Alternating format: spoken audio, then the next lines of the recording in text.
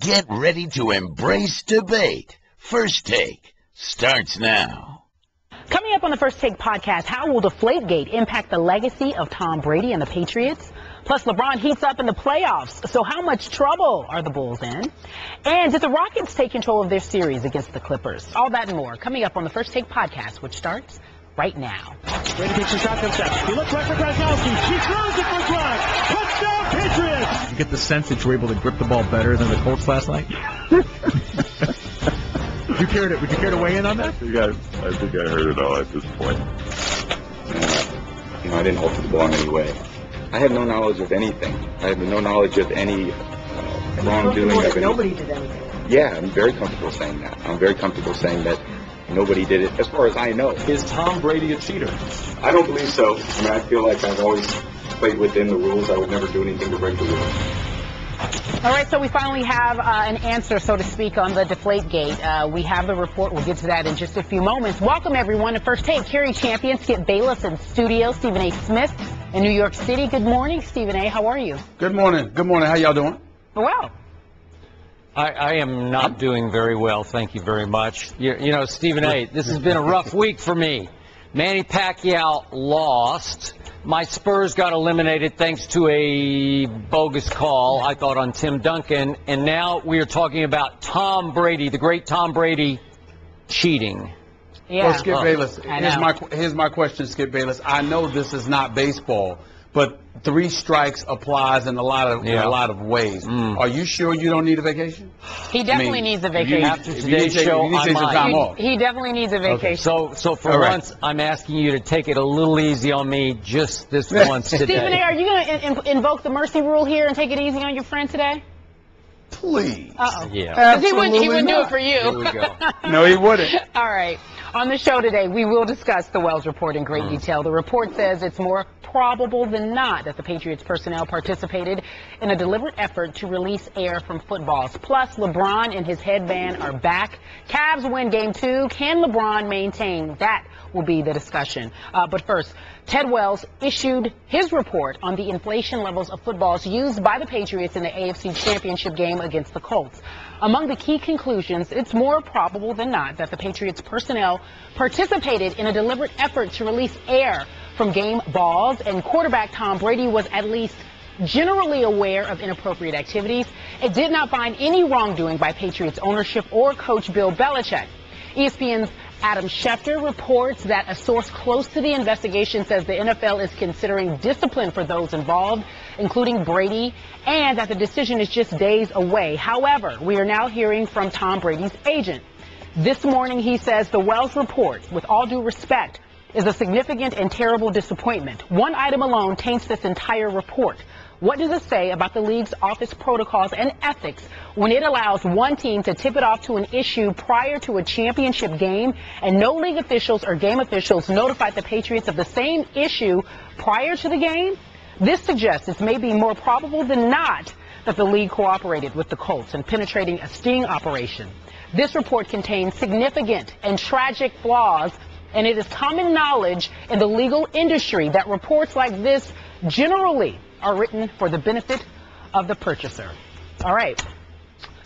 That's where we begin the first of several debates on this show. Is there enough evidence, according to the Wells report, to punish Tom Brady? That is the question. Skip Bayless, you first. Stephen A. Smith, I'm afraid there is. As you well know from working with me for many years, I'm a big Tom Brady fan. I'm a Patriot supporter. I know there's a whole lot of Patriot hate out there, but you don't get it from me. I'm afraid Tom Brady is guilty here, and I'm afraid he is going to have to be suspended for the good of, the integrity of the game that we all love, the National Football League's game. I think Bill Belichick is going to have to be suspended. I'm going to call for Brady to be gone for 4 games and Belichick for 8 games because he oversaw this process, whether he admits to it or not. Now, back to the Wells report. Stephen A. Smith, I read every word of it last night. I read the tables. I read the graphs. I read the appendices. if that's the right word. Yeah, that is correct. I read it to the bottom. I lost track how many, 100 and some odd pages. It was a lot. I read 139. 1/3. Thank you very much. I read and I read and I read, trying to shoot holes in it, trying to dismiss it as a bunch of reckless reaches, as we just heard from Tom Brady's agent. I don't want to hear about a sting operation. I don't want to hear from Tom Brady's father about Framegate. I realize the evidence is mostly circumstantial, but it's convincingly circumstantial. And I realize there's no smoking gun, there's no picture of, although there's video of this ref's locker room attendant taking the balls into the bathroom for about 100 seconds before that game in question.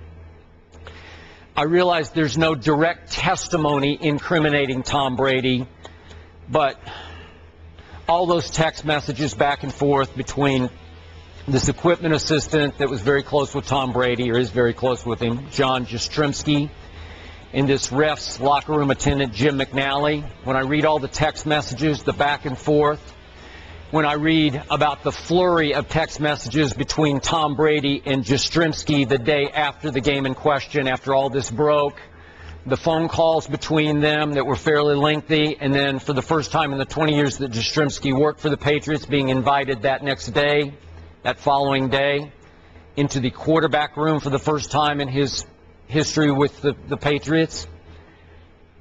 It adds up to Tom Brady cheated. And it's hard for me to even get that word out of my mouth, Stephen A., because the prospect of Tom Brady deliberately and routinely cheating, even though I don't consider this major cheating, but it is cheating nonetheless. He did break a rule that I'm sure he was aware of, even though he told the investigators that even though he participated in getting the rule changed in 2006, where the road teams could handle their own, prepare their own footballs, he claimed that he did not know about the minimum PSI level until last season. That's a bunch of baloney. I'm sorry, I don't buy it. And then further evidence, Tom Brady would not let the investigators go through his phone. I know he's a big superstar with a big superstar model wife. I get that. But it would seem like if you were innocent as charged, you would just open book it. You would say, sure, go ahead. And they said they would certainly keep it under lock and key, and they would only sift through looking for any text relating to this matter. Then the Patriots wouldn't allow this McNally a second interview after it became known to the investigators that he had a nickname. He called himself the Deflator. And in the end, I look back at that interview that Tom Brady gave the week before Super Bowl week, in which he was so thoroughly, overwhelmingly unconvincing and so awkward and so just on his heels through the whole interview, so sheepish almost. Stephen A., I thought he was covering for Belichick there, and maybe he was, but he was also covering for himself. So I'm going to call for Tom Brady to be gone for 4 games. Maybe the NFLPA could get that reduced to a couple of games. But again, per what happened to Sean Payton through the whole Bounty Gate, that he was held responsible, I think Bill Belichick should be gone for half the season, 8 games, in part because of his track record with Spygate, for which he was solely responsible, and all the other accusations that have been leveled against Bill Belichick. So just given his track record, I'm going to go 8 games for him, 4 for Tom Brady. The fine can be whatever. I don't know if Mr. Kraft needs to be fined here, but I do think a draft choice needs to be taken from the Patriots. I'll make it a 4th-round pick, just a 4th-round pick in next year's draft. That would suffice to me. But my bottom line is Tom Brady's 4-ring legacy has been tainted. I don't care if he gets suspended or not. This is damning evidence here. It's enough. Circumstantial, but damning. His reputation has been tainted long-term, to the point that, knowing some of the hardcore Hall of Fame voters the way I have over the years, Stephen A., I'm not sure Tom Brady is going to be a first-ballot Hall of Famer. He might also get punished long-term to be held out the first round of voting from the Hall of Fame. It's a very sad day for me, but I can't run from the facts. They are screaming to me, circumstantially as they might be, that Tom Brady is guilty. I respect your opinion. I know that was hard for you, how much you love your boy Tom Brady. I do. You know, and this is nothing to be overjoyed about. I can tell you that much, considering his level of greatness, what he's put on display for us for the better part of the last, for more than a decade now. 4 Super Bowl titles, his performance in the Super Bowls, his performance in one clutch situation after another. It's pretty sad that we have to sit here and have this discussion. None of us take any joy in having to say what we have to say, but it is what it is. Tom Brady does deserve to be suspended. Skip, I completely agree with you.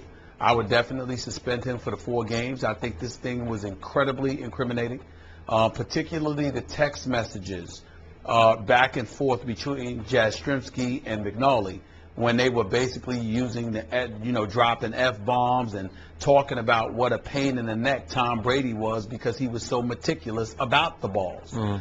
When you consider that, it falls in line with what I had been saying for months now, and that being the quarterback, behind center, having the ball snapped to you, handing it off to running backs, throwing it to tight ends and wide receivers and running backs for that matter, having the ball in your hands more than anybody else on the field, it is absolutely, positively impossible that he had nothing to do with it, because a legitimate argument, beyond a legitimate argument, could be made that all of this effort, as strenuous as it may have been, was exercised specifically because of Tom Brady.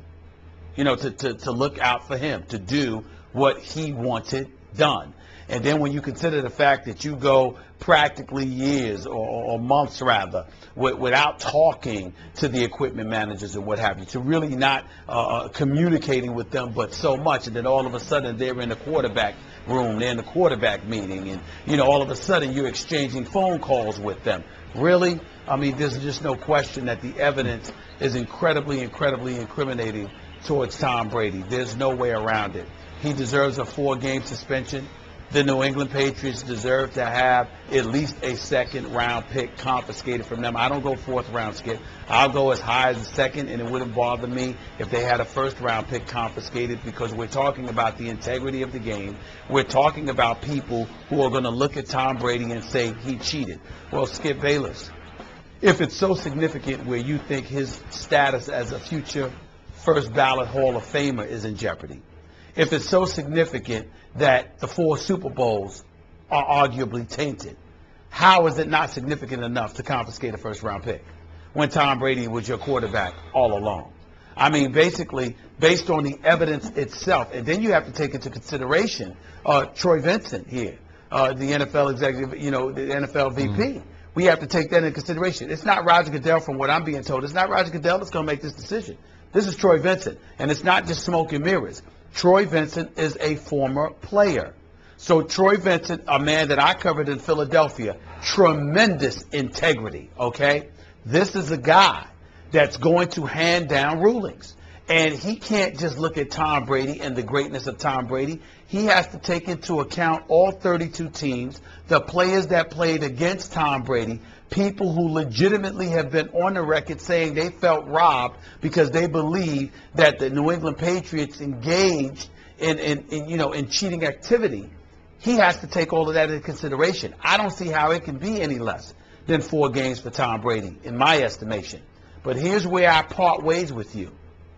I don't believe Bill Belichick deserves a game. Oh, please. Nothing. Here's why. Regardless of what you believe, Skip, the report specifically said there was no evidence found whatsoever incriminating Bill Belichick. Completely.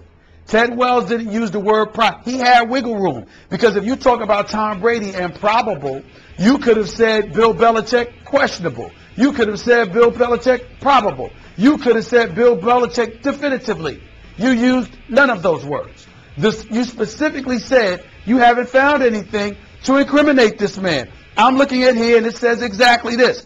The report finds no wrongdoing or knowledge of wrongdoing by Patriots ownership, by head coach Bill Belichick, or any other Patriots coach in the matters investigated.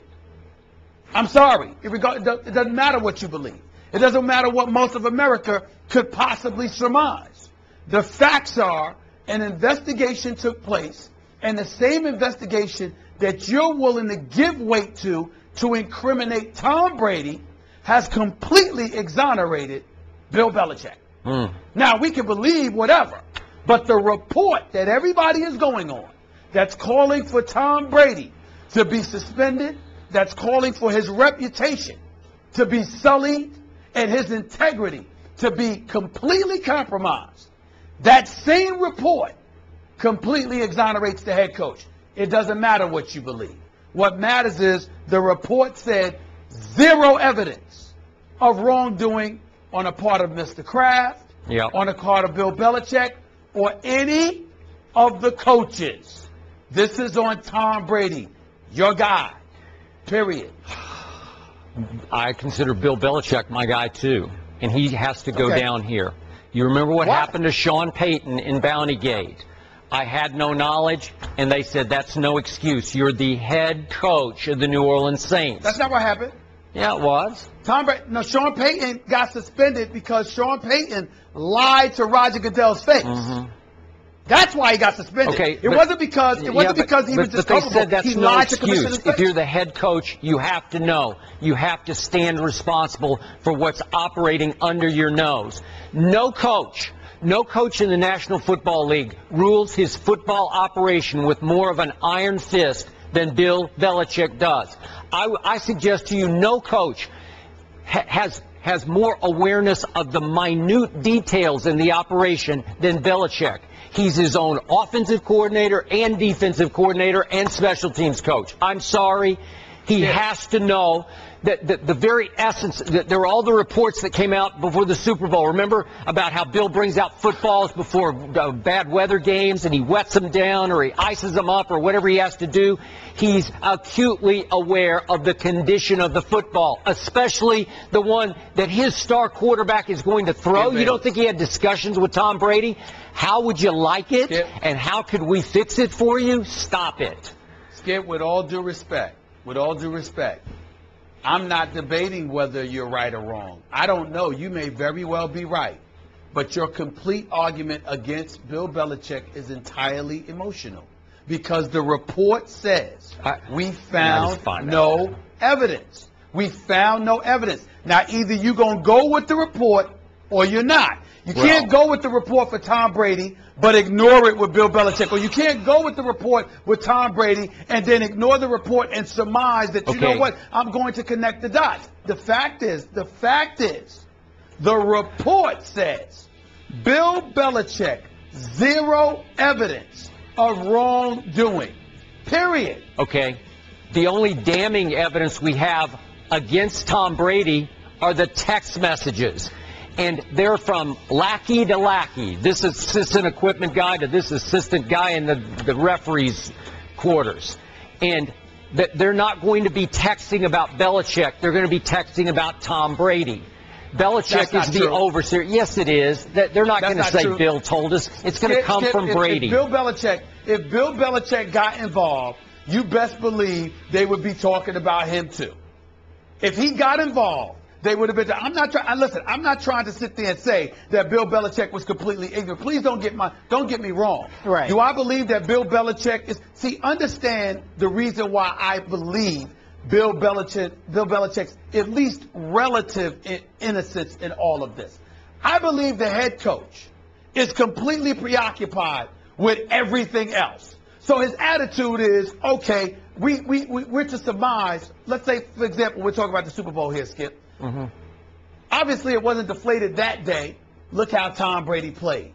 So if you're Bill Belichick, I could see Bill Belichick having the level of confidence in the greatness of Tom Brady where he's not concerned about something as detailed as that. And he's like, look, my quarterback can handle it. Y'all do what y'all got to do and move on. I can see that happening. That's all I mean by that. That's all I'm saying. Tom Brady's the one throwing the football, handing it off, etc., etc. Now, if you want to tell me Bill Belichick had the balls deflated because whether it's Ridley or Vereen or whoever was in a doghouse, they were fumbling the ball too much and stuff like that, okay, that's a different argument. But the fact is that we're talking about Tom Brady here.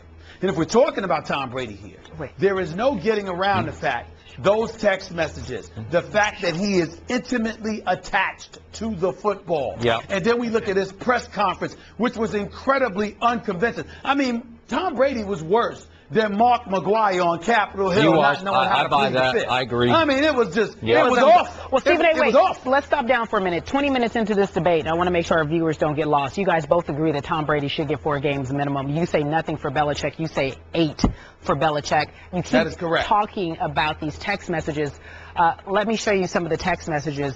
On October 17th, 2014, following a Thursday night game between the Patriots and the New York Jets, Tom complained. This is McNally, the equipment assistant, and he says, actually, he's the locker room attendant. Tom sucks. I'm going to make the next ball a blanked balloon. Talked to him last night. He actually brought you up, said you must have had a lot of stress trying to get them done. I told him it was. He was right, though. I checked some of the balls this morning. The refs blanked us. A few of them were at almost 16. They didn't recheck them after they put air in them. And then this is McNally, the attendant. He says, blank Tom, 16 is nothing. Wait till next Sunday. One more set here, guys. This is 11 days before the AFC Championship game. McNally, remember to put a couple of sweet pigskins ready for Tom to sign. You got it, kid. Big autograph day for you. Nice throw, some kicks in, and make it real special. You're lucky. 11 as in his shoe size. 11 or 11 and a half, kid. All right, these are the text messages that you guys are referring to that seem to show circumstantial evidence in which Tom may have been involved. Your take. Right, and the point here, the inference is that McNally was actually being bribed by Jastrzemski to go ahead and be his nickname, the Deflator, and take the balls just before the game into the little bathroom for 100 seconds, 1 minute and 40 seconds, and quickly take a needle and just deflate all the footballs. Now, just to be fair to Tom Brady, Stephen A., indulge me this. Is it possible, I'm just throwing this out, and I know what you're going to say, but is it possible that these two guys heard long ago Tom Brady on WEEI on his radio show mention that, hey, I like to throw footballs that are a little underinflated? Is it possible that they conspired together to act on their own to help the quarterback they loved without his knowledge, and that these bribes or these gifts that he was getting was just Jastrzemski going to Tom and saying, hey, I need a football signed, or I need some Uggs or whatever you can give me, and not telling him he's going to give them to McNally to deflate the footballs? Is that even possible to you as a scenario here that would let Tom Brady off this hook? No. Okay. I'm just throwing it out because, yeah, go ahead. You know why it's not possible to me? Because the text messages alluding to Tom Brady getting on their nerves or them being annoyed with them intimates communication between Tom and them, which is why he was annoying to them. Okay. All right. I'm with you. Now, another point, a plus point for Tom Brady, and you alluded to this a minute ago, and I think it's very important to bring this up. The second half of that AFC Championship game, after the balls had been rechecked and properly inflated, and according to the table in the Wells report, they were overinflated in the second half for the Patriots, and strangely enough, oddly enough, the Colts balls were less. One official found 4 of the Colts balls. That's all they could get to because they ran out of time at halftime. Right. But 4 were underinflated. Exactly. Just for the record, I'm not suggesting anything, but that's a little crazy. Right. Okay, but remember, Tom Brady is throwing overinflated footballs in the second half. And the Patriots won the second half 28-0 on the way to 45-7. And for point of order, Tom Brady threw 2 third-quarter touchdown passes with extremely overinflated footballs, just for the record. Irrelevant, and here's It's not irrelevant. It's a good point in Tom Brady's behalf. It's irrelevant because the issue in question is what happened in the first half. You're bringing up stuff that he's done as if to imply that he can't do what he's done unless the footballs were deflated. No one in America who has watched Tom Brady over the years would question it. A matter of fact, people are incredulous because they know his greatness is so supreme that he didn't need to have deflated footballs. So you bringing that stuff up, that's what I mean by irrelevant, because nobody's questioning his greatness. If anything, it brings into question, why? Why would you even think about doing this? Why bother? You don't need to do it. You're Tom Brady. You are that great. Why would you do this? That's what people are saying. Well, so that's the point. So let's stick to the issue at hand, which is the first half of that game where the balls were deflated. Okay. What happens is you have people looking at him, and this speaks to the New England Patriots. You've got all of these gifted players. You've got a gifted Hall of Fame coach, the best coach of this generation. You got a great quarterback. Why bother? Okay, well, same question for Belichick. Why did he cheat? You know, why Spygate? Why shoot the defensive? You're absolutely right. Yeah, okay, all right. You're absolutely right. Real quick, let me just finish. Point of order, just to continue. And I know you're going to say it's irrelevant, but with properly inflated footballs in the Super Bowl, obviously Tom Brady won Super Bowl MVP, threw 4 touchdown passes, threw for 328 yards against one of the best defenses in history, one of, and certainly a great secondary, although a couple of the guys were pretty banged up and were going to need surgery. But the point was that. Now, put him on a couch. If you want my bottom line answer to your question, Tom Brady once upon a time was a 6th-round draft choice. Maybe there was a little insecurity operating there. Maybe along the way he thought, I need every little bit of help I can get, and I like my footballs slightly underinflated, and in Tom's mind, that was just maybe running a stop sign as opposed to committing quote-unquote NFL murder. Or maybe because he's Tom Brady and he's so deified in so many circles, he thought he could get away with it. Possibly. Yep. All I'm saying is, if it were most other people, we'd be looking at their arrogance, their attitude, their dismissive tendencies, their being insulated. I got a head coach. If I'm Tom Brady, I got a head coach who could easily moonlight for the CIA. This brother ain't telling anything. That's Bill Belichick. You understand? That's how holding he everything skated close on to the this vest. thing. Holding everything close He's to the just vest. better at it than Tom Brady. Ain't telling anything to anybody. He ain't told and nothing. encourages an atmosphere of clandestine exercises and beyond. If you're Tom Brady, you feeling insulated. If it were anybody else, we'd be calling them arrogant.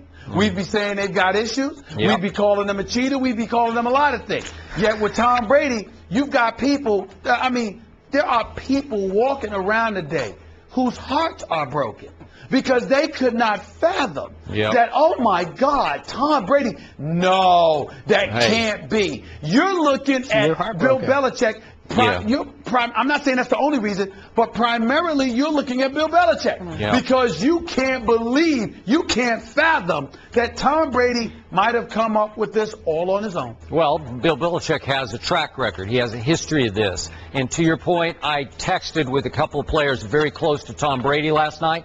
They just won't buy it. They won't believe. They can't wrap their mind around the prospect of Tom Brady cheating, and it's difficult for me to. But then Tom Brady needs to come out. Then Tom Brady, I'll tell you what, Tom Brady, I will believe Tom Brady if he comes out and he defends himself like a man is supposed to when he's wrongly accused. How about that?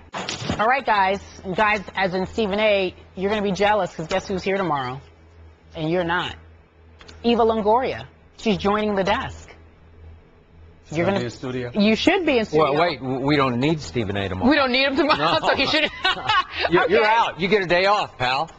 Eva Longoria will be here because she is the director of a new 30 for 30 series of films. It's called Versus. They're about great moments in sports, and she will be here to talk about that. And you will not. You'll be in L.A., correct? She will be missed. No. She will be missed. Get your friend. Yeah, he won't be missed. He will not be missed. She will be missed. Let's turn our attention to the NBA, shall we? LeBron returned to the floor Wednesday night against Chicago wearing his signature headband, which the Cavaliers star hadn't worn since March 7th against Phoenix. That was the last time he wore it. After an off game by his standards in Cleveland's Game 1 loss to the Bulls, LeBron promised to come out more aggressive in Game 2. He finished with 33 points as the Cavs evened their semifinal series with the Bulls 1-1. I had to change my approach tonight, knowing how short-handed we are, and be ultra aggressive. And Kyrie wanted me to be ultra aggressive, which I'm not accustomed to doing. Especially taking that many shots. I've never been a high volume shooter, but I have to respond to my teammates. What my teammates want me to do, I try to succeed at doing it.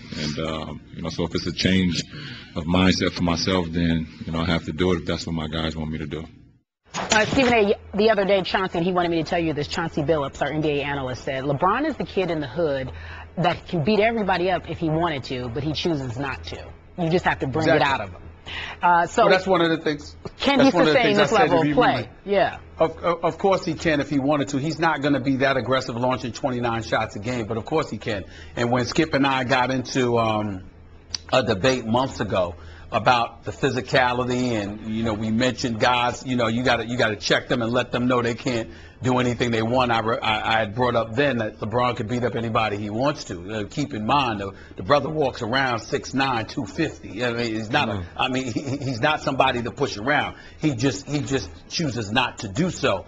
But he was absolutely sensational last night. Jimmy Butler got completely outplayed. He knew that. He admitted that. And I'm very proud of the year that Jimmy Butler has had.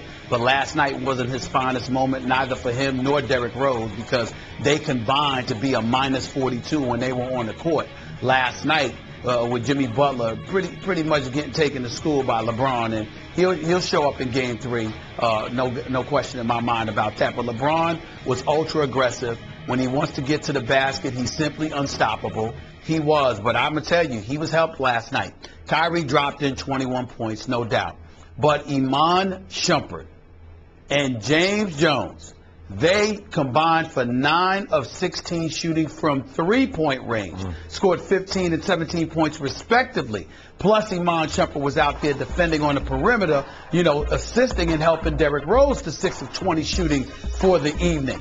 The Cavs showed up, and they won the second game, and now they get J.R. Smith back. So they should be in an even better mode if J.R. comes to play, and he had better come to play to make up for his foolishness in getting himself suspended to begin with.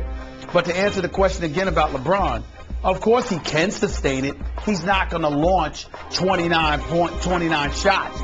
But can LeBron average 33? Yes, he can. Yes, he can. He won't. He'll probably average anywhere from 28 to 30 the rest of the way. But he can if he wanted to. No question. Before I answer Kerry's question, point of order, I so agree with you about Iman Shumpert. He did say that he thought he heard his groin pop, which was a bad sign. So I hope he's okay. He came back and played. He said it'll take a whole lot of doctors to keep him off the floor in Chicago. But they can't lose Iman Shumpert. They just can't. I mean, there are only so many. Now, you get JR back, obviously, at this point. Yeah. But just sort of a rhetorical question. They didn't miss Kevin Love last night, did they? No, not so much. Interesting. No. Yeah, but Chicago didn't show up either. I mean, Chicago still had 11 points. I mean, come on now. I'm going to bring up something that you always scoff at. I know you won't want to participate in this discussion, and that is fine. You undercut this kind of thing, and this is the kind of thing that intrigues me. I thought the return of the headband was a big deal. Laugh if you will, but it's part of LeBron's psyche. It's part of who he has been all these years as King James. I told you the other day, and I was not kidding about this, to me, to my eyes, he looks better in the headband. We know about the receding hairline. We get all that. That's not the point. To me, it just, when he puts the headband on, he even looks a little bigger to me. He looks a little more physical and intimidating to my eyes when I see him with that white headband. And I can't explain exactly why.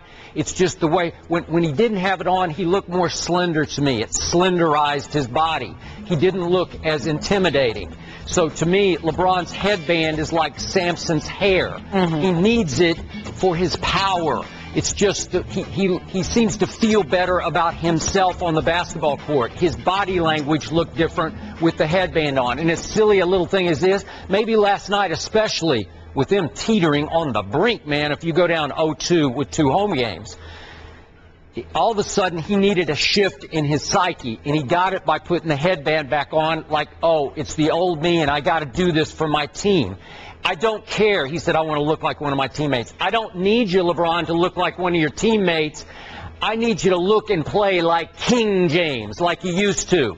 And I know he's not a high-volume shooter. I know that was a whole lot of shots for him to take, but he immediately took the game over. I have been telling you, Stephen A. Smith, day after day after day, the two best players on this court will be LeBron James and Kyrie Irving.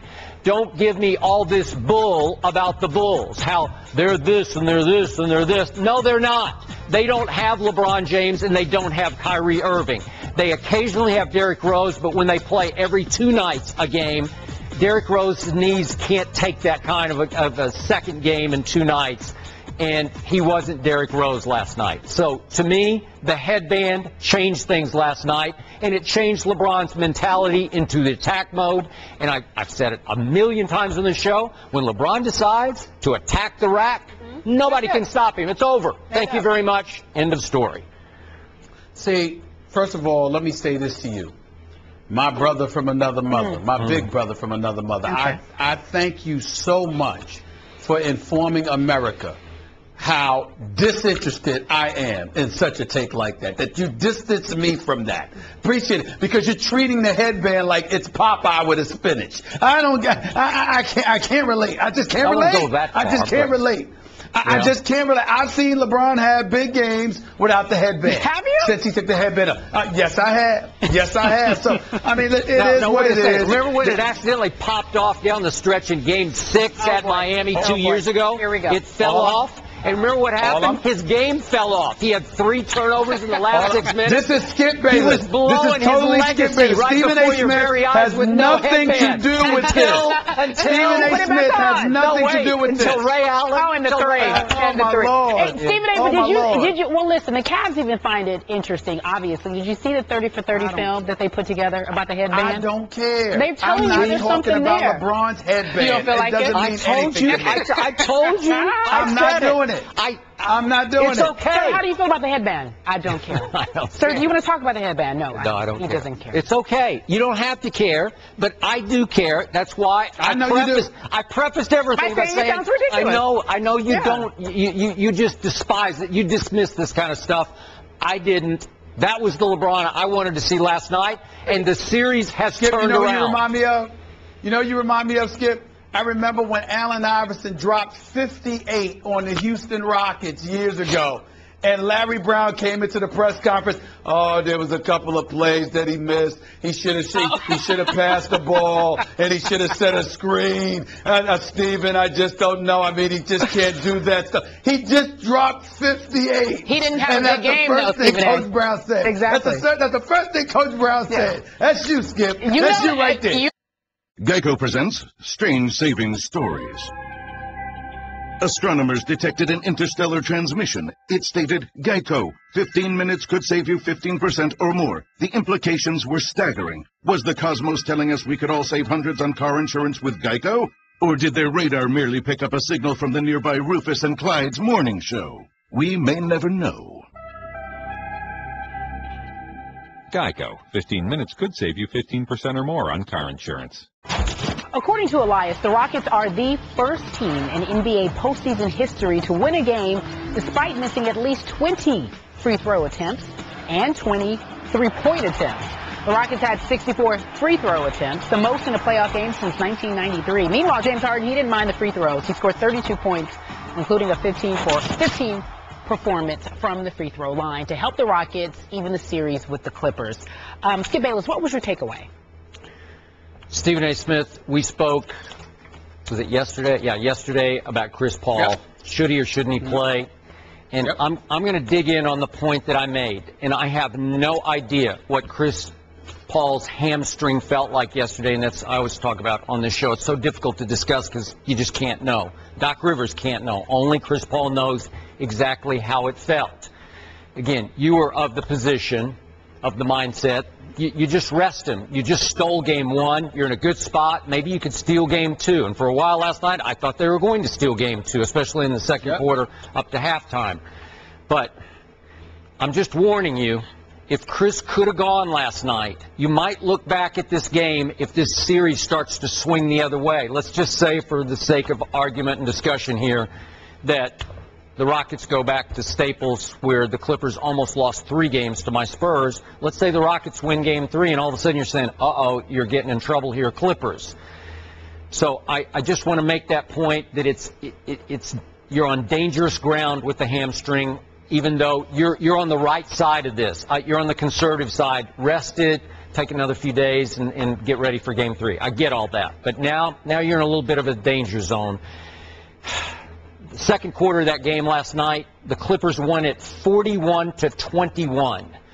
Just like in Game 1, they got blown off their home floor, did the Houston Rockets, in the second quarter.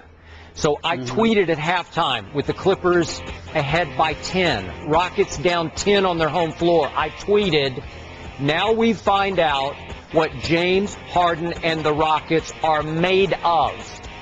And I think we did. Maybe they're made of the right stuff.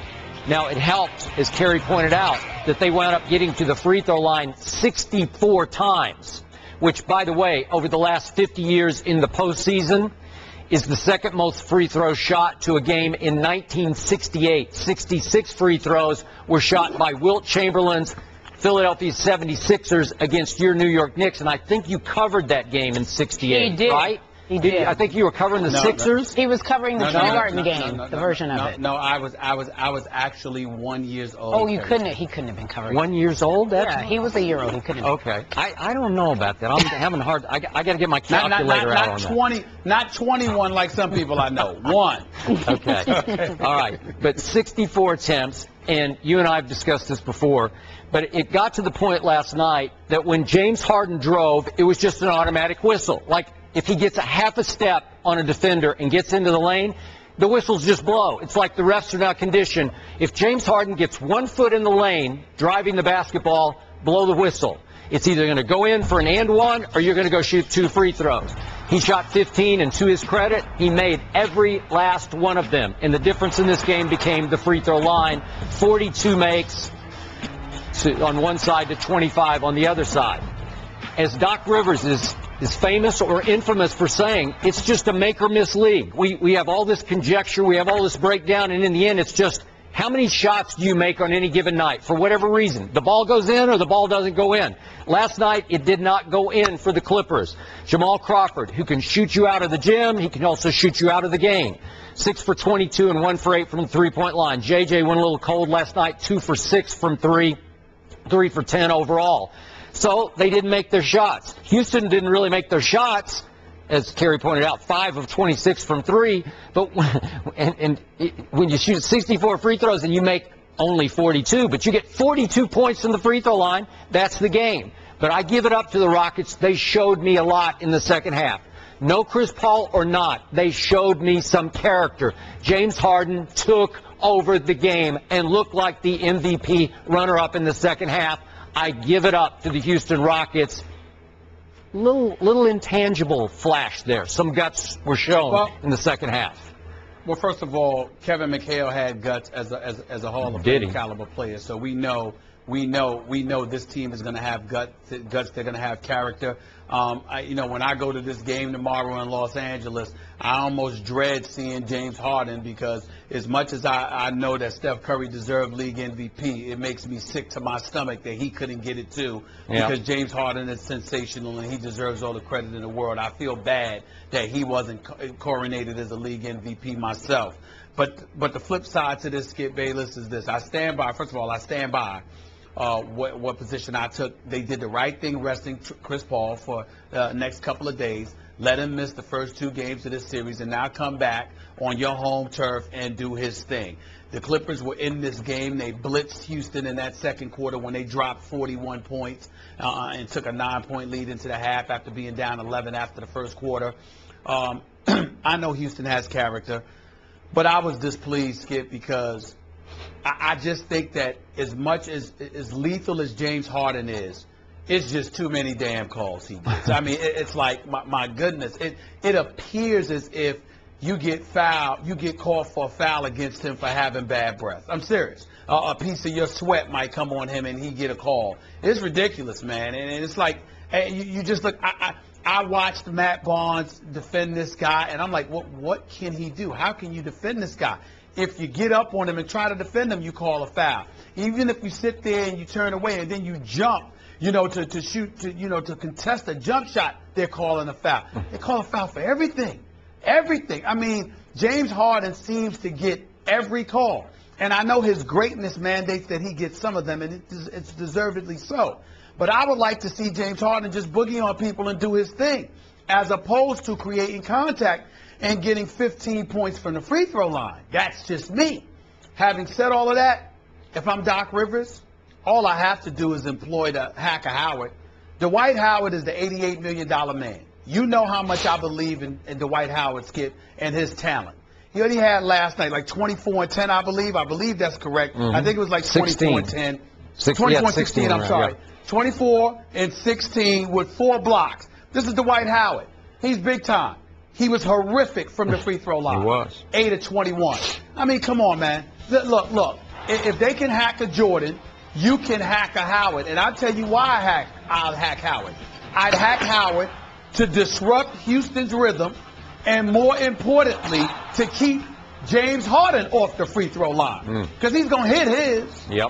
I take my chances with Howard. That's what you have to do. Because to me, as long as they do that, hack Howard, hack Josh Smith, I know they can play, but their Achilles heel is free throw shooting. If the Clippers got to deal with, and by the way, DeAndre Jordan hit 4 or 6 free throws last night. Yeah. He hit 4 or 6 free throws. I'm looking at Dwight Howard.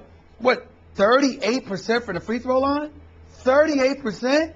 Come on now. He'd be at the free throw line all day long before I sent Harden back there. I'd foul him as much as I could, because if that's the way they want to play it, let's do that, because there's no other advantage. You get to the free throw line 64 times? 64 shots? Come on, man. Please. I'd be hacking Howard all day. All day. Well, all I know is these first 2 games did not count, so both teams are okay. First 2. Slate is clean because Stephen A. Smith will be there for Game 3. Now it's official. Now the series starts. Okay, so the series starts tomorrow. Stephen A. will be there, and most likely Chris Paul will play. So it is official, correct? Yeah.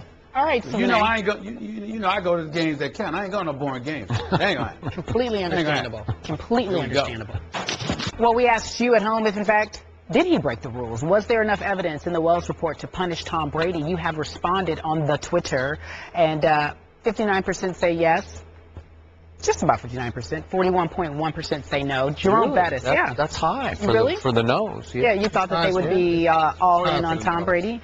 Well, listen, Jerome Bettis, our NFL analyst, weighs in. And by way of background, you obviously played for the Steelers. You played against the Patriots in the 2001 AFC Championship game, the same year as Spygate.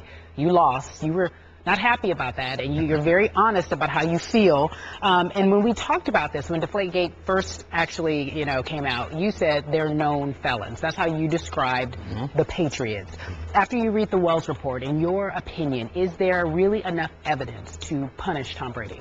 Oh, clearly there's enough evidence. You don't have to have a smoking gun in order to suspend him. I think that's what everybody's looking at. They're saying, oh, well, he's not directly, you didn't get him, he's not going to be the guy taking the air out of the ball. So you're not going to get him directly involved. You've got text messages, you've got phone calls he's making to the equipment guys. Now, I'll tell you this, in all of my years playing in the NFL, I've never had a reason to call any of the equipment team during the football season, multiple times a day. So when you look at this, and then when you look at the frequency of the phone calls after everything went down, now he's calling John Jastrzemski, everything good? You good? Are you good? All of that is saying that he is trying to make sure John is good. You saw earlier. Good how? Making sure that you're good in the sense that you're okay and not, you're taking this heat. Because you're going to take the heat because of the situation, and you have to stay strong. So he's calling them, just checking on him because he needs to make sure his cover stays, because if John says something, then it unravels everything. So he wants to make sure everything's good. You see earlier in the report talking about gifts that was received by these guys, okay? Autographed shoe, you got shoes, you got jerseys, you got balls. Yeah. So it's showing you. It went to the attendant in the ref's locker room. Yeah, exactly. Who was the deflator. Right. And they called themselves. Yes. They literally called themselves the deflator. Yeah. And so when you get all of this information, you put it all together. It doesn't take a rocket scientist to see that there was involvement. Now let's just be clear. There was involvement. Was there a lot of involvement? You know what? We'll never know. But what we do know is there was more involvement, in the sense that he should not have got up in front of the national media and said he had absolutely no knowledge of that. That's where he went wrong. That's where the huge mistake was made. I said it the day it came out, that all he had to do was say, you know what? I told him to take a little air out. I thought it would have been under the legal limit. All he had to do was admit to that. I like him at 12.5. I like him at 12.5. That's where I thought they were. Yeah. That's all he had to do, and the story's over. But by him going out categorically denying that he had anything to do with this, and now we see text messages, we see gifts going. It's just too much to think that he was not involved, and for anyone to even consider no penalty in the situation. What if he just said, make sure they're 12.5, but according to just... He didn't say that. What if, I'm just saying, it seems that this guy, he was hard on him. So what if he was just so hard on him, and JJ just wanted to just please Tom, and JJ took it on his own, to decided, guess what? Hey, can you help me out, McNally? Is there any way that's possible? Well, here, if he wanted it 12.5, and that's the legal number, the refs will set it to 12.5. Okay. There's no possible way. The refs will set it to 12.5. All they have to do, the refs check it, and after, just tell them I want it at 12.5. It's not that hard a scenario. So for us to try to find ways, he's definitely involved. Okay. Absolutely. Stephen A. Jerome Bettis. So what does that mean? Do you think he should be suspended, and if so, for how long? I think he should be suspended. I think you've got to, because what happens is everybody in the league is looking at this. Every player is looking at this. Because I'll tell you another thing, every player knew what happened. Because every guy knows their equipment guy will do whatever they ask them to do. Okay, so everybody in the NFL, all the players knew, 100%. But hold on, Jerome. Yeah. There's two questions. Okay. Number one, how many games do you think he should be suspended? Okay. Because Skip and I both believe he should be suspended for 4 games. And number two, Skip is of the opinion that Belichick had to know, even though the report says there's no evidence to that. So Skip believes Bill Belichick should be gone for 8 games. I think Bill Belichick should be gone for 0 games, because the same report that we're all leaning on says that there was no incriminating evidence found against Patriots ownership or any of the Patriots coaches, including head coach Bill Belichick. What do you say to that? Okay, to the first question, I believe minimum 4 games. I would say 6 games. Minimum 4 games. I think they should come out and suspend him for 6 games and give him an opportunity to appeal. And maybe it comes back down to a 4-game scenario. But at the very least, I think 4 games, because every player in the NFL is looking at this scenario. They're asking themselves, hey, if the NFL is not going to come down on Tom Brady, then I can get away with some of these things. Okay, so believe me, he's not the only guy that's trying to circumvent the rules to get a competitive advantage. That's everybody's doing it, from my understanding. Players are doing it. So what you have to understand is, all the players are watching. Now, if the commissioner sends that message, now everyone backs off and says, whoa, that's too much. I'll tone down on everything that I'm doing. And also, the equipment managers, they'll understand, hey, we need to, hey, guys, I'm not doing it. You can do it. Then they'll go to the players and say, hey, whatever you do is what you do. I'm not doing it. And so it changes that. So, but I will say this, with Coach Belichick, I believe there should not be a suspension of Belichick. And let me tell you why. In a situation like this, this is not a big enough deal to get to the head coach. Okay, there's some things that are big deals that'll get to the head coach. This is not one of them. This is one of those, hey, I need you to take some air out of the ball for me. I like my balls this way. And so it becomes a running theme between the guys involved. It's not one of those deals where the equipment managers need to go upstairs and get permission from Coach Belichick to do something like this. This is something, hey, take care of me, I'll take care of you, and get it to where I like it. And that's basically what it was. And it wasn't meant to be this big issue, but it became this big issue the minute that Tom Brady stood up and didn't admit to the mistake and just say, hey, you know what? I screwed up. It's my fault. Didn't know I was really breaking the rule. I wanted it at 12-5. That's all he had to say at that moment, and it goes away. You get a slap on the wrist. The equipment managers get a slap on the wrist. Everything goes away. But now, because you deny it, it becomes a bigger story because, one, it is the Patriots, and two, you are Tom Brady. Okay. My points are twofold about Bill Belichick. Number one, you have to hold the head coach accountable. I realize this is more like in the vein of running a stop sign than robbing a bank in the big picture of things.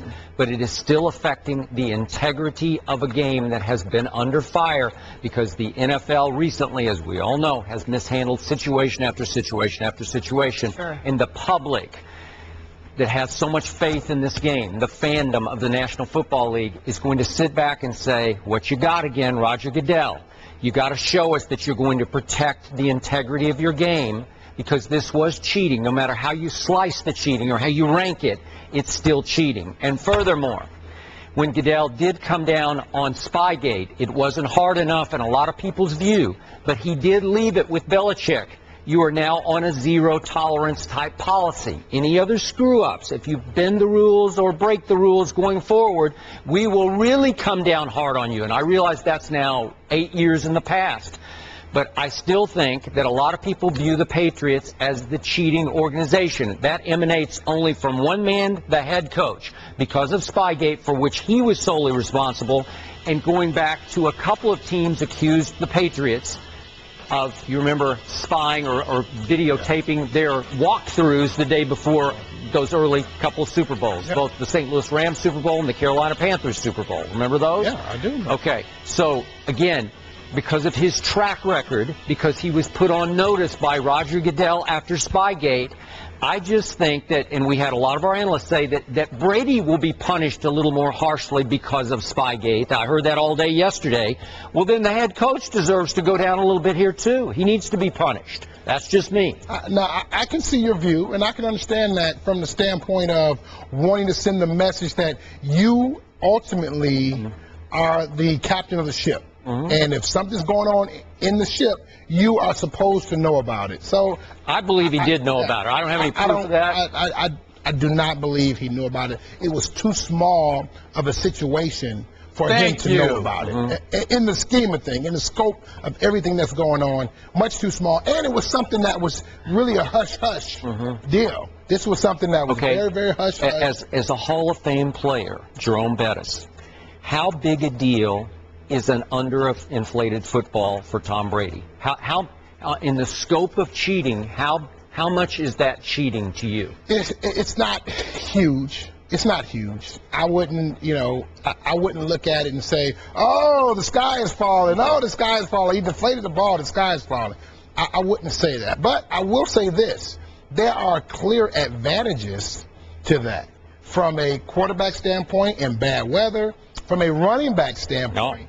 Okay, being able to hold on to the football a lot better. So there's some benefits there that cause a problem here. But I would not say it is the ultimate sin in the scope of everything that's happening in the NFL. All right, NFL analyst and former Steeler Ryan Clark tweeted this yesterday on the Wells Report. We all were generally aware that the Patriots pushed the rules. We all also knew it was more probable than not that they cheat. No news here.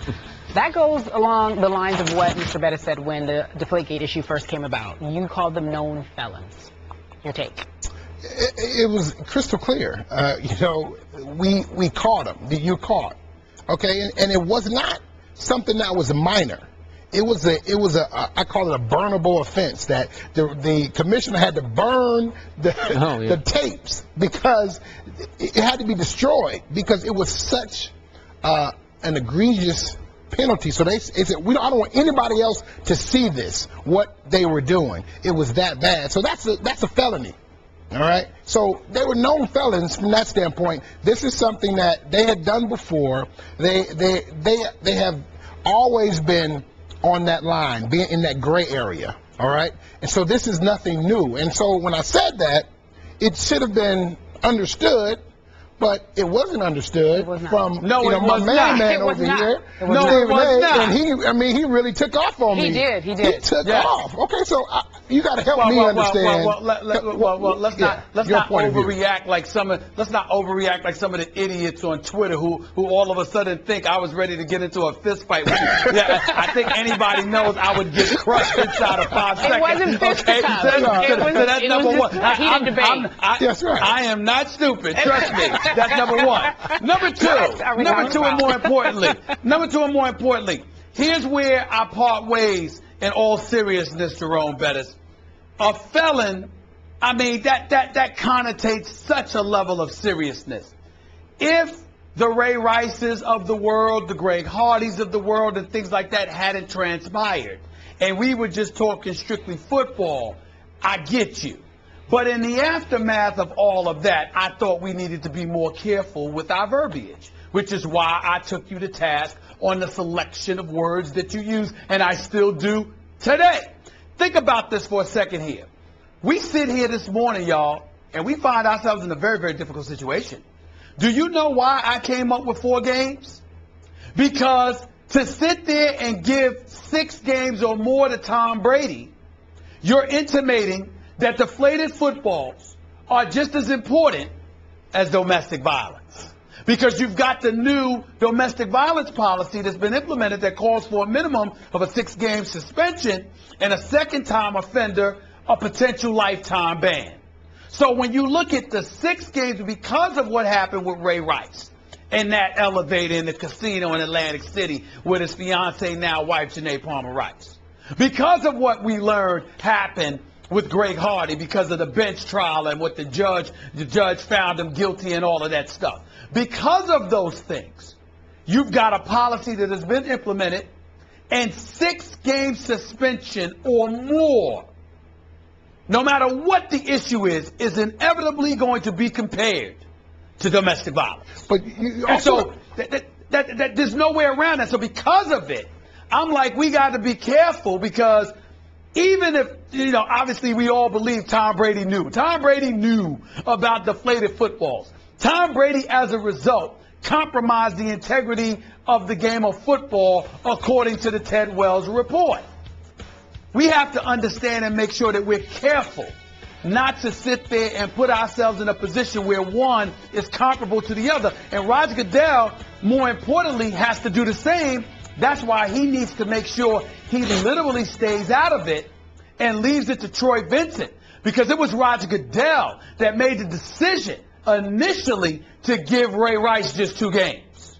So if you initially made the decision to give Ray Rice just 2 games, how are you going to turn around and give Brady 4 games? Just subliminally, from a standpoint. Stephen, that's how you're going to look at it. Look, the point here is Jerome is talking about felons in the context of breaking NFL rules. That's your... I know that. Right, okay. Right. I know that. But I'm saying that inevitably outside these walls, that's how it's going to be embraced. But you also... And that's why we got to be careful. But you also have to look at... About the amount of suspension. I don't think we should look at it from that perspective, because when somebody gets a drug suspension, it's 4 games and things of that nature. So we shouldn't look at the suspension based on other things. You have to look at it on its own. I understand that.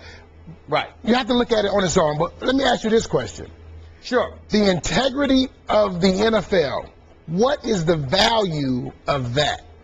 And at that, and so at what point, if I am a viewer, a fan of the NFL, do I look at it and say, well, are all these games fixed, or is there something going on with all these games? So you have to, at some point, I have a question. A line in the sand and say, enough is enough. This organization has been doing this far too much. We've got to hold these guys accountable.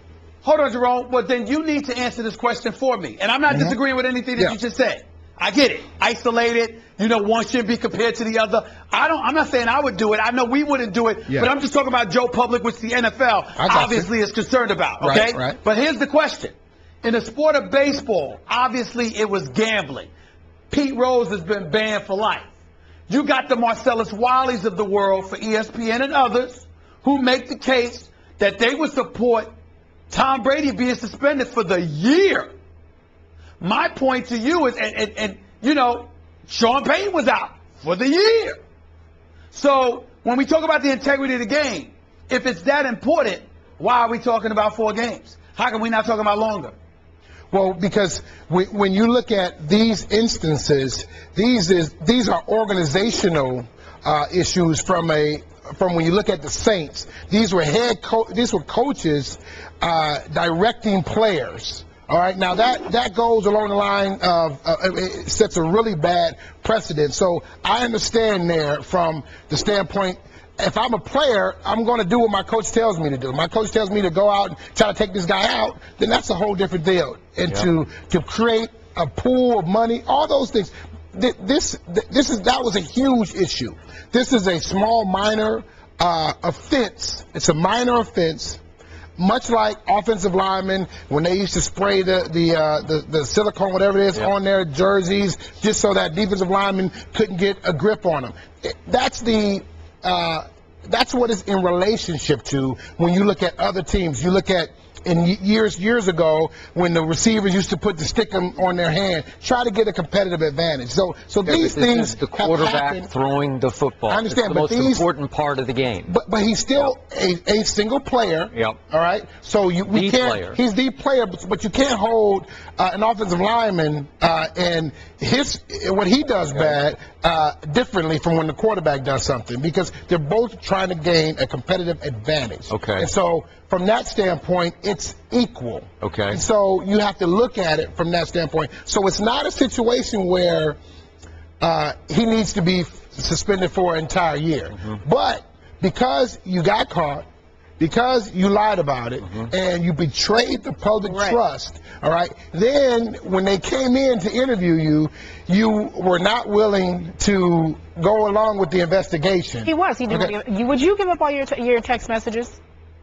Yes. I'm asking. Never. Absolutely. Exactly. Never. Exactly. You're a never? Never. Yes. If you were Yes, I accused would. of cheating and you were in Tom Brady's shoes, you would have just said, No. Yes. No. I apologize. I didn't mean it like that. I'm just Yes. talking about all my text. The text messages pertaining to the Pertaining to that, yes, Listen, absolutely. Look, they made this point earlier that's on what I'm Mike talking and about. Mike. They said But not because all he's so anything. famous and because his wife is connected with so many famous people, he said he highly doubted that they would actually just look at that without getting into something else. That was their defense. Anyway, go ahead. Okay, one other area we need to delve into with you. Okay, you lost to this team, if memory serves, twice in AFC Championship games? Yes. Okay. Yes. So it's not that you hate the Patriots, but you have a dislike because they beat you. Is that fair? It's fair. Yeah, It's fair. Okay, all right. So I know 2 or 3 players who are very close to Tom Brady. I texted with them last night. They can't even face this. The prospect of putting Tom Brady and cheating in the same sentence will not compute for them. And I must admit, for me, as I said to start the show, it was hard last night to make it go in my brain to sort of accept the fact that he cheated. Whether it's stop sign cheating or not, it's still breaking the rules. And here's the point. There are a whole lot of people out there who just... maybe it's a little jealousy, but they just don't like the New England Patriots. So here's my bottom line point to this. Let's say Tom Brady isn't suspended for 1 second. Right. His legacy is tainted forever because of this, because of the national perception of Tom Brady. It's going to take a big hit, suspension or not. Okay. It's going. Am I right about that? Absolutely. It's going to take a big hit, but it's going to be in the short term, because when you look at this, it didn't change it didn't change what he did on the football field from the standpoint of it didn't change his thought process of where he wanted to go with the football. Okay, maybe made him just a touch more accurate. Maybe. But you remember, he threw an interception in the Colts game. That's how they got the ball. So it's not like he wasn't throwing interceptions during that. So I'm fighting for his legacy from the standpoint of I don't believe this should destroy his legacy in terms of everything that he's done. Good. Because this is, in the scheme of things, a very small issue. His decision-making is spot on. Right. You know, he knew where to go with the football. He made the throws. Right. He did all those things. You can't take that away from him. Okay, you have a Hall of Fame vote now since you're in the, right? Absolutely. Okay. No, I don't, but... You don't have a vote? I thought they gave you guys a vote. But there's a committee, obviously. Yeah, absolutely. Okay. All right, so this committee, and I've known a lot of these guys over the years, they're pretty tough on this kind of thing, that protecting the integrity of the game. I brought this up early in the show. Is it possible that ultimately Tom Brady would get punished by that committee for even slightly violating a rule by being shut out for the first time around? He wouldn't be a first ballot. I don't think so. I think his career has been so overwhelmingly great that I don't believe that they would hold that against him from that standpoint. Again, he's got a lot of football to play. And he'll have an opportunity to make this a mute issue. He comes out and plays well next 2 or 3 years. So I don't see this as being a legacy-defining issue. I don't think it's going to take his legacy and destroy it. I think he has an opportunity to rehabilitate his image. And I think that's what's taking the hit. His image is taking Yeah, it's more so not his legacy. Pretty boy image. Exactly. His image. Innocent. The wholesome Exactly. That's image what's is taking a hit. Okay. Not his legacy. His legacy is intact. The championships, the incredible play. No question about that. His image is what he has to rehabilitate. I wonder, will he discuss this tonight at Salem State? Will he answer? Jim Gray has to ask the question, so we'll see. Yeah. ESPN Radio, bringing you directly to the biggest events in sports. Center field, well hit, Hunter back, out of here! From opening day of baseball, From the plate, safe at the plate! right through the World Series. For the third time in 5 seasons, the San Francisco Giants are the champions of the baseball world. Whether it's LeBron, Chris Paul, or Kevin Durant, when the NBA tips off, ESPN Radio is right there when a champion is crowned. We have a new world champion. The San Antonio Spurs are the world champions. And when the magic of bowl season arrives, ESPN Radio is your home for the new college football playoff. The college football playoff first national champion, the Ohio State Buckeyes. The biggest events in sports can be found right here on ESPN Radio. The reportedly rocky relationship between head coach Tom Thibodeau and management in the front office continues to steal the headlines. The relationship has been described beyond repair, while people close to Thibodeau are convinced that he'll be fired as soon as the season is finished. Stephen A., the relationship is being described as beyond repair. What do you make of this situation? Same thing I've been making about it for years, and everybody, all of us who cover the NBA knows this is no secret. Whether it's Adrian Wojnarowski and an exceptional job that he continues to do, or a bevy of other NBA reporters, Chris Broussard, Mark Stein, myself, and so many others. It's been an ongoing drama for many years that Tom Thibodeau, his relationship with the Chicago Bulls upper brass is virtually non-existent. It's incredibly cantankerous and abrasive, if not verbally, definitely in terms of body language, in terms of mood or whatever.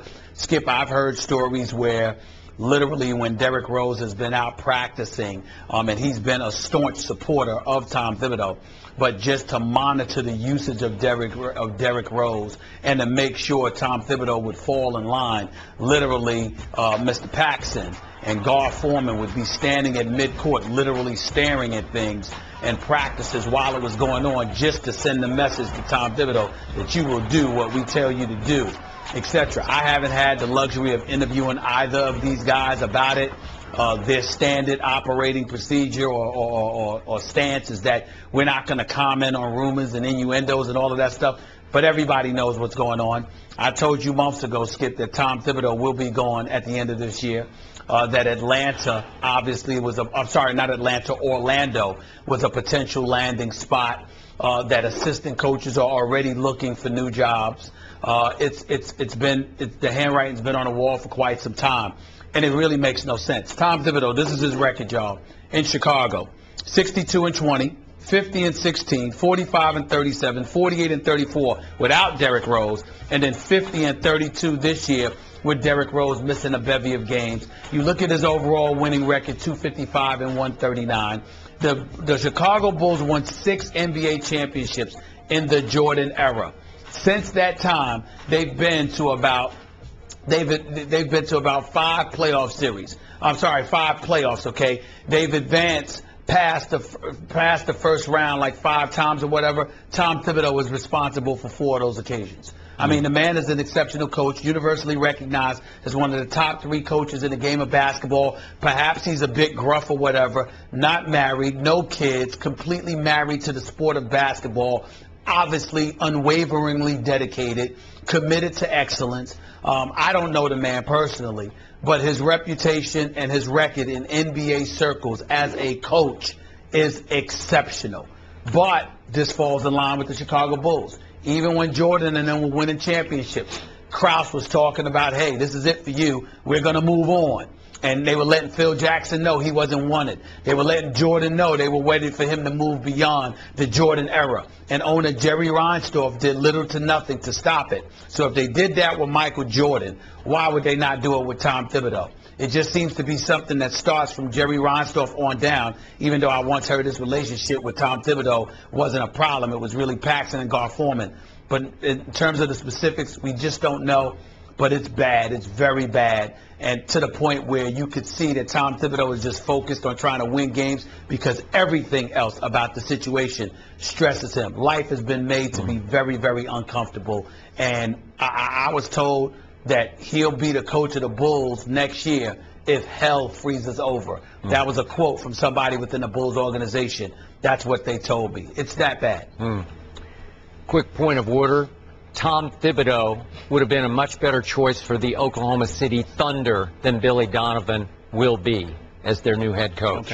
And obviously, if they could have just waited a little while, Coach Thibodeau would have been available.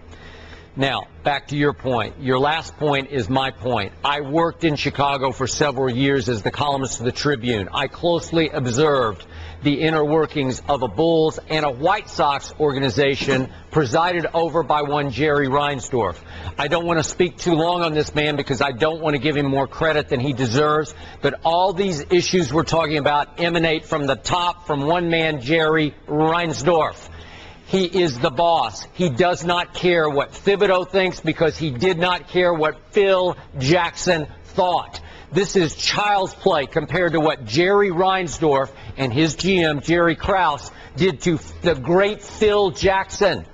They ran him off on the back burner that whole last Bulls championship run year of 1998, 6th championship. They had already managed to hire the head coach at Iowa State named Tim Floyd to replace the great Phil Jackson. Are you kidding me? And Michael Jordan said, if he's out, I am gone. And Michael Jordan was gone. And the Bulls were broken up because of the pride of the man who says, I am the boss, Jerry Reinsdorf. So none of this surprises me. If he decides you're not on his team, you're not on his team. Thibodeau is not on his team. He's had enough. See you later. He will start over with somebody anew, and he won't care because he has 6 championship rings from the Bulls and 1 championship ring and a World Series from the Chicago White Sox. Thank you very much. Ted Wells issued his report on the inflation levels of footballs used by the Patriots in the AFC Championship game against the Colts. Among the key conclusions, it's more probable than not that the Patriots personnel participated in a deliberate effort to release air from game balls and that quarterback Tom Brady was at least generally aware of inappropriate activities. We will have our final thoughts on this. Skip Bayless, you first. Stephen A. Smith. For me, this has been a long and surreal and painful day, a pinch myself day. Is this really happening? Are we really talking about a guy I love, Tom Brady, cheating? I have tried from the opening of this show to be fair, to be objective, to acknowledge the painful fact that it certainly sounds like, according to the Wells report, he did cheat. We've heard from his father. We've heard from his lawyer, vehemently defending him. The lawyer says it was a sting operation conducted by the Colts in the league to nail Tom Brady.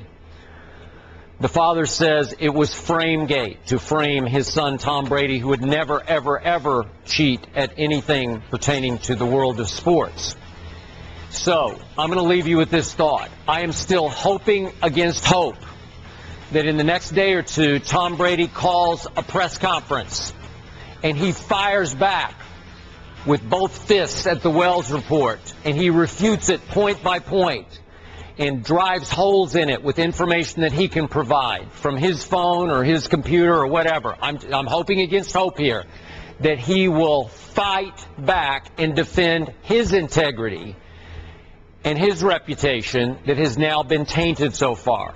Again, in my heart of hearts, I don't think he's capable of doing that. But I'm still hoping that something will happen from his side that will further enlighten us as to his innocence here. To piggyback off of that, Skip Bayless, I sincerely hope that Tom Brady does the same, because I want him to be innocent of all of this. Because I may talk about the bad man that is Aaron Rodgers, but I know who the 4-time Super Bowl champion is, and I know the greatness of Tom Brady. And I certainly don't wish this upon him if there's any shred of innocence attached to it that we haven't recognized yet. So I wish him nothing but the best. My point number two is that, Skip Bayless, I think the biggest thing that Tom Brady should be proud of is his father. Because I would want my father to stand up and come to my defense like that. I have no problem with anything that his father is saying. This man created Tom Brady, along with his wife, gave birth to Tom Brady. Okay? This man raised Tom Brady. And Tom Brady is one of the classiest dudes that you'll ever come across. I don't think he was classy to skip out on a president. You know how I felt about that. But that certainly doesn't make him a bad person. I just disagree with that decision. But he has been an ambassador for the game. He's been a phenomenal, iconic figure. He deserves a lot of credit for the manner in which he conducts himself as a classy professional and beyond. And if I'm his daddy, you telling me that something is probably my son, that ain't good enough. Yep. You better have concrete, unequivocal evidence to incriminate my son, or I am coming to the defense with full guns blazing. And I'm not apologizing for it to anyone. This is my son. And that is what his father is doing. And the fact of the matter is that a lot of people in America, a lot of men in America today should be very envious of Tom Brady, not because of his supermodel wife, not because of his riches and fame, his wealth, his success, but they should be envious of him in a pleasant way because of the father he has, because that's exactly how I would want a father to come to the defense of his son. Having said all of that, Ted Wells' reports indicate, hey, it looks like he's guilty. I think based on what was chronicled, it looks like he's guilty. If you innocent, we don't need to hear from the Patriots. We don't need to hear from his daddy. We don't need to hear from his wife. We don't need to hear from friends. We need to hear from Tom Brady. Well said. And bottom line, I fear we will not. Down goes Shaq. During halftime last night of the Rockets-Clippers game, he fell on the set. He took out a monitor. Obviously, he's day-to-day. I don't know if he's going to be back. And then they also had a lip-syncing contest where he was barbecue chicken. I don't know what. Oh, wait, hold on. He lost his pants, too, guys. That show is so funny. I mean, I laughed so hard. Look at Shaq. And he really didn't even try to do that. That was really a pure moment. Your reaction, Stephen A. It was hilarious, absolutely, but it's the big boy that I know and love. They got him good because he kept trying to run up there and take over Kenny's job when Kenny goes to the big screen. This is what he does, and he got what he deserved. It was hilarious, though. Great show, obviously full of laughs every night. Stephen A., I was just glad Shaq didn't hurt himself. That's a gigantic human being taking a gigantic fall. And I mean, he tripped and flat out fell. I'm surprised It took a minute or two. It took a minute No, or two. Skip. They tied it to his ankle. They tripped him up Well, on I know, purpose. but he yanked the whole monitor out, and I was just glad he got up. He seemed just fine. But then the laugh out loud was after the game when he's lip syncing to the bird as a big bird. Yes. And all of a sudden his pants fall down. He They just fall down. He lost They his just fell bottom. down. And it was truly the Shaq that I know funny. did it on purpose. The Shaq that I know did it on purpose. You think he dropped his pants on purpose? Yes. Yes. Okay, well, really quickly, who the won Shaq that I know would do that. Stephen A., who won the lip syncing contest? Was it Kenny? Was it Ernie? Was it Shaq? Or was it Chuck? I'm going to say Shaq because Shaq was jamming. You know what? I thought Kenny was jamming. Really? That was some choreography in Kenny's number. I thought Kenny did a great job, but I like to see Chuck dance. He was light on his feet. What you think about that? Like the old uncle? Charles Barkley? Yeah. The only thing you can say about Charles Barkley's dancing is that he dances better than he plays golf. That's it. Thanks for listening to the podcast. Please take a moment to download mine. It's Be Honest with Carrie Champion. It's a new podcast available on iTunes. Our special guest this week, Charles Barkley. You can catch First Take Monday through Friday, 10 a.m. Eastern, 7 Pacific on ESPN2.